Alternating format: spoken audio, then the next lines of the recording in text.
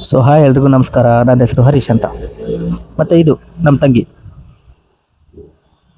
ತಂಗಿ ಸುಷ್ಮಿತಾ ಅಂತ. ಅವರು ಸ್ನೇಹಕ ಪ್ರಾಣಿಗಳು. ಸೊ ಬೆಳಗ್ಗೆ ಎದ್ದು ದೇವ್ರಿಗೆ ಕೈ ಮುಗ್ದು ನಮ್ಮ ಮಮ್ಮಿ ನನಗೋಸ್ಕರ ಪ್ರಸಾದ ಇಟ್ಟಿದ್ರು ಅಂತ ಗೊತ್ತಾಯ್ತು.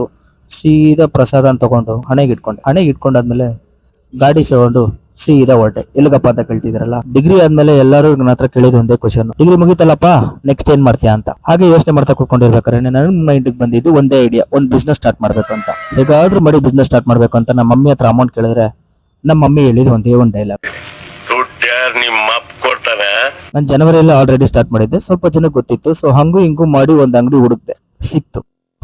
ಮಿಡಲ್ ಕ್ಲಾಸ್ ಅಂದಮೇಲೆ ಬಿಸ್ನೆಸ್ ಸ್ಟಾರ್ಟ್ ಮಾಡೋ ಅಷ್ಟರಲ್ಲಿ ಸಾಕಪ್ಪ ಅನ್ಸ್ಬಿಡ್ಬೇಕು.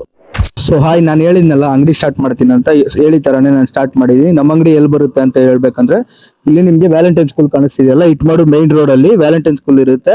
ಅದ್ರ ಆಪೋಸಿಟ್ ಅಲ್ಲಿ ಇಲ್ಲಿ ನೋಡಿದ್ರೇನೆ ನಿಮ್ಗೆ ನಮ್ಮ ಅಂಗಡಿ ಬೋರ್ಡ್ ಕಾಣಿಸುತ್ತೆ, ರಾಯಲ್ ಫ್ಯಾಷನ್ಸ್ ಅಂತ. ಅಲ್ಲೇ ನಮ್ಮ ಅಂಗಡಿ ಇರೋದು.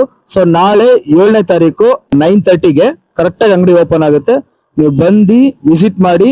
ಒಳ್ಳೊಳ್ಳೆ ಆಫರ್ಸ್ ಇಡ್ತಾ ಇದ್ದೀನಿ. ಆಫರ್ ಅಪ್ಡೇಟ್ ನಿಮಗೆ ಬೇಗ ಬಿಡ್ತೀನಿ, ಬಂದು ಪರ್ಚೇಸ್ ಮಾಡ್ಕೊಳ್ಳಿ. Thank you.